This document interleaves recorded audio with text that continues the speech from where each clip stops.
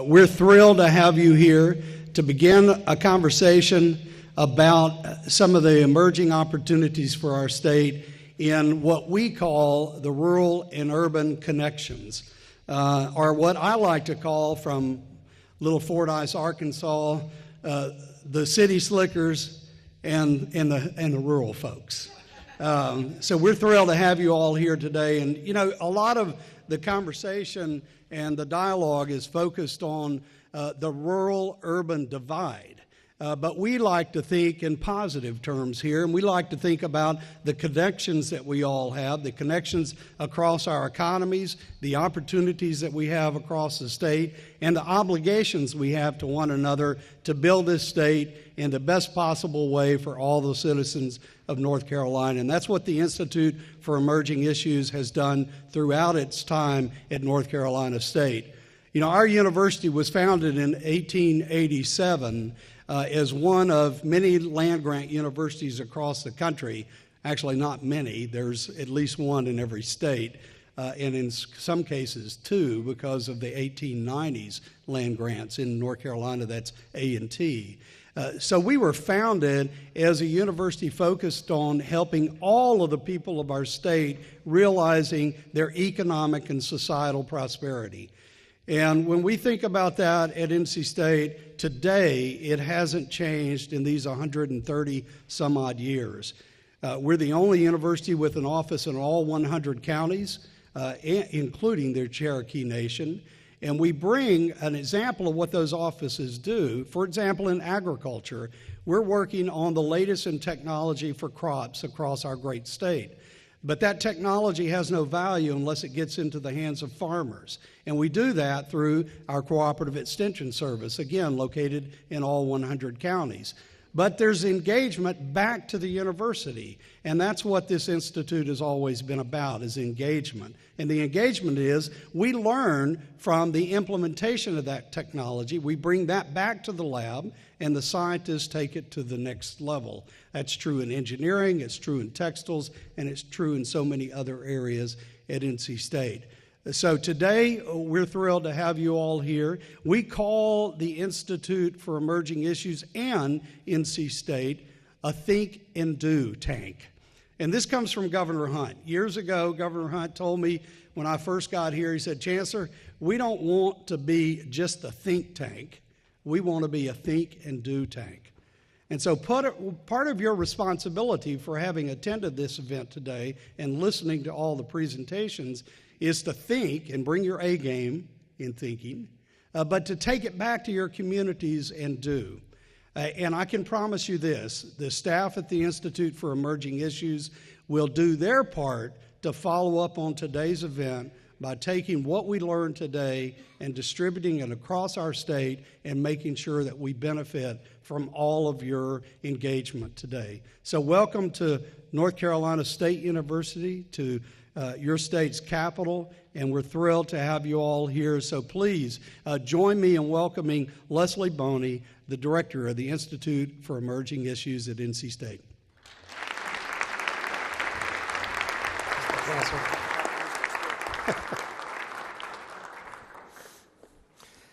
Let me join the Chancellor in welcoming all of you to this forum. We're really excited to have you here. Before we get underway today, I'd like to just observe a brief moment of silence in honor of Congressman Walter Jones, a 13-term congressman who died yesterday in his home. He represented Eastern North Carolina for a long time and made a lot of the case for the importance of connections between rural and urban North Carolina. Please join me for just a second.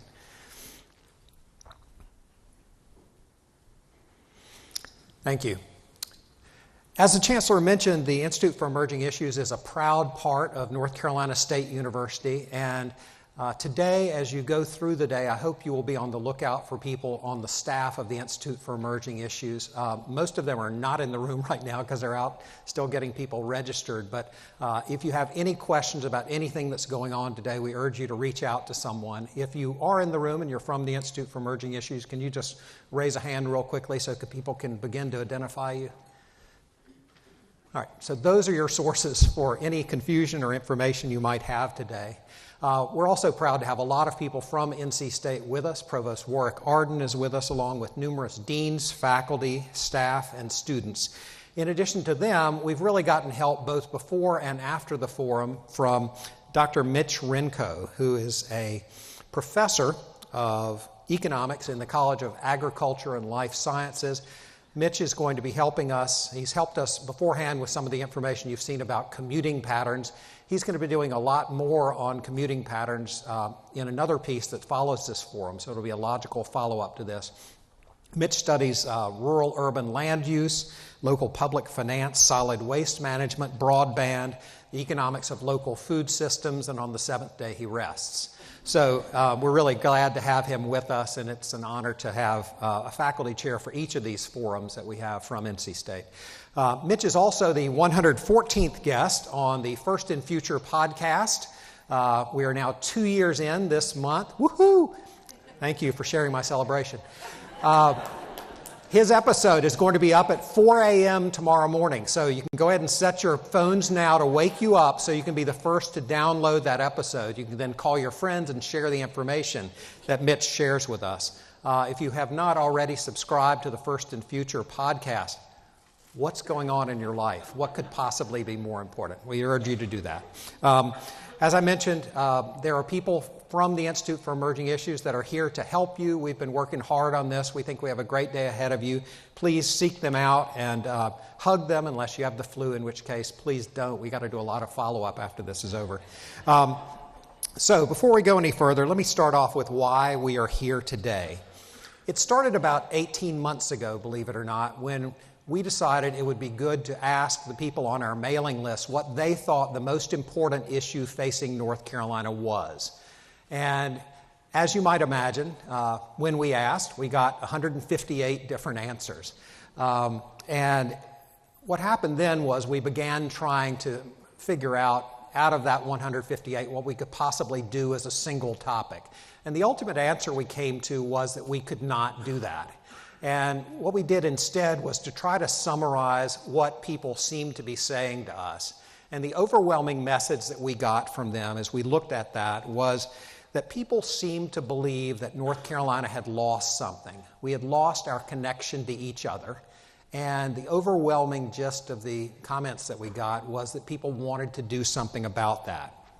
So this disconnection, I think, has been coming for a while, and this is the first mention I could see of it. It came about a little more than 20 years ago from George Autry, who founded a nonprofit called MDC. And he began talking about this in 1997. He said, "We don't live in the old community that we used to anymore. We just sleep there. The old community was undermined by the automobile that carried us away, TV and air conditioning that drove us inside, the two-earner family that wears us out, and now," this is 20 years ago, "the computer that connects us to the next country and isolates us from next door." If you think about it, every element of that has gotten more significant since then. We do more commuting than we used to. We have less interaction with our neighbors. We have more two-earner families. We have more TV and internet use. So we've launched a plan to try to address some of the root causes of this disconnection over a 3-year period. We're going to take on a different topic every 6 months, half the time here in Raleigh and half the time somewhere else. You can see the topics and locations in your program and on the screen. Over the next 3 years, we started in Asheville in November. We're here right now. We're going to Charlotte. We'll be there October 15th. Then we are back in Raleigh to talk about technology and the importance of and value and possibilities of technology to connect rather than divide us. Then we'll be in Greenville in the fall of 2020 talking about health and wellness. And finally, we'll have a big forum here in February of 2021 to get together. We started, however, with the first forum in Asheville, and what we started talking about was the importance of reconnecting to community. We looked at the same trend lines that all of you have, watching the decline in participation in things like civic clubs and church life. And what we discovered is that those numbers continue to trend downward. Here's just one statistic if you want to get a sense of where we are in North Carolina right now. When surveyed whether they had volunteered anywhere over the past year, 24% of North Carolinians said they had. That's less than 1 out of 4 North Carolinians that say they have volunteered anywhere in the past year. There's a great summary of the November Forum online under Impact Report. So we urge you to go to emergingissues.org under Impact Report and look up some of the findings of that. Today's topic is the second in the series, and it's focused on reconnecting rural and urban. And we wanted to start out with a map that the North Carolina Rural Economic Development Center has done that depicts North Carolina's rural, urban, and suburban counties. You can see in green, those of over 40 will not be able to note the county names, but in green at the back are the rural counties of North Carolina. In orange are the urban counties of North Carolina, and then in blue are the suburban counties of North Carolina. So that's the definition we're going to be using today. The Rural Center's definition is those are places that have on average fewer than 250 people per square mile. The rural areas have fewer than 250 people per square mile. A lot of people can quibble with this. There are a lot of different definitions of rural and urban. Certainly in some urban counties there are rural places, and certainly there are more urbanized parts of some counties considered rural. So we'll let you know if we're using any different definition than that today. A lot of you in this room have spent a lot of your life talking about things like the rural-urban divide. I know. I've been one of them. I counted up the other day the number of times that I've been to a conference on rural-urban divides over the last 20 years, and the number is 23 for me. I called 7 of them myself. So I'm not immune to talking about the rural-urban divide, but over the past 20 years, since I got started on this topic, I was the staff director for a thing called the Rural Prosperity Task Force that started 20 years ago this month. It was a group of 25 people chaired by Erskine Bowles. We traveled the state and came up with a series of recommendations, some of which we've made a little bit of progress on. This conference is not about the rural-urban divide. That doesn't mean there aren't differences between rural North Carolina and urban North Carolina. Urban North Carolina overall is growing faster than rural North Carolina with more job creation. If you add the numbers up, rural North Carolina is on average poorer, older, and sicker. But that's not true everywhere. Some urban areas are struggling. Some rural areas are doing just fine. Today, we're going to test your knowledge on rural and urban North Carolina and maybe, just maybe, bust some myths. You'll hear from state and national thinkers about how they're doing business, how they're delivering government services, how they're covering news, how they're doing philanthropy in rural and urban areas. But what we're really excited today is to show you a hidden side of the state, something that we're really not spending much time talking about at all, but is nevertheless breaking out all across the state. And that's where rural and urban places are working together on economic development projects to develop their workforce, to strengthen food systems. And we want you to consider new ways of thinking about transportation and affordable housing and healthcare challenges. In a time of scarce resources, I think we can't afford not to think about these connections. I think that we have to believe that both and is better than either or. Make no mistake, a lot of rural places in North Carolina have real needs that require real solutions.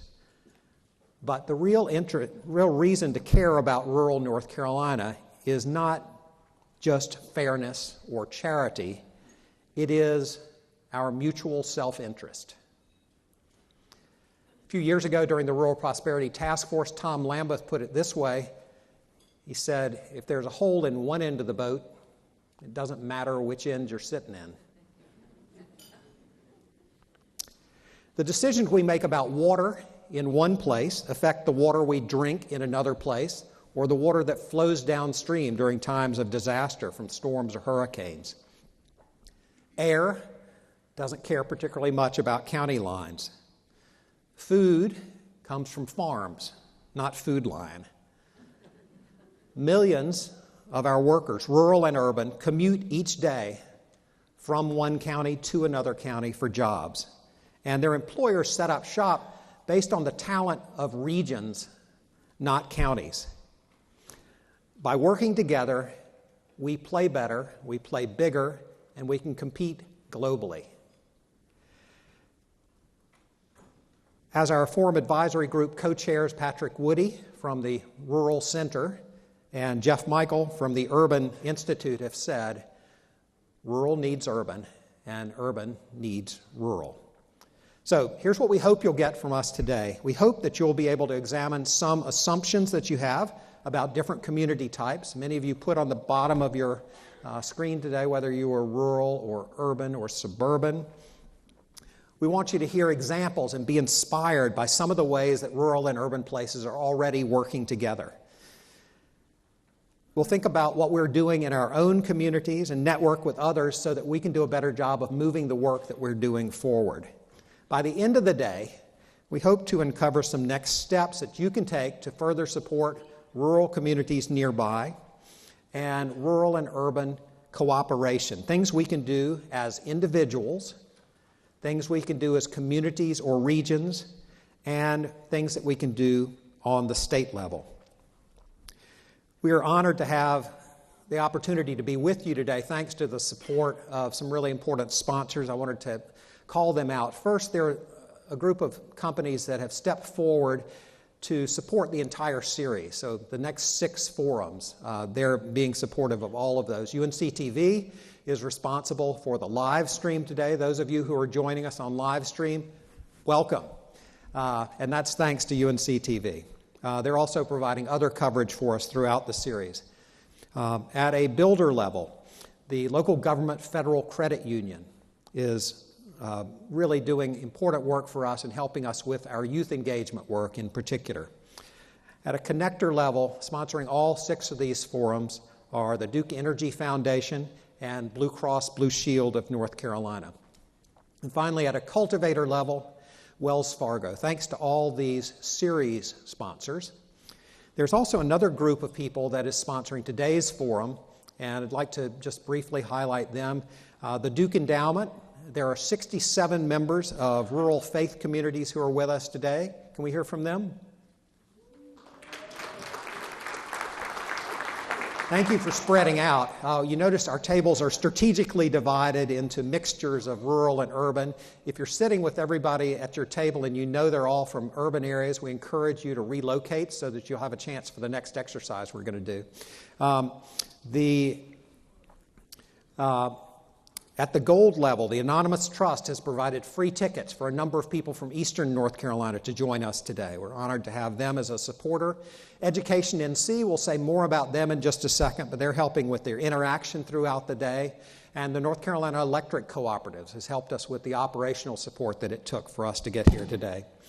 On a silver level, NC IDEA, we thank them for their support for us. At a bronze level, AT&T North Carolina, Capital Broadcasting Company, and PNC.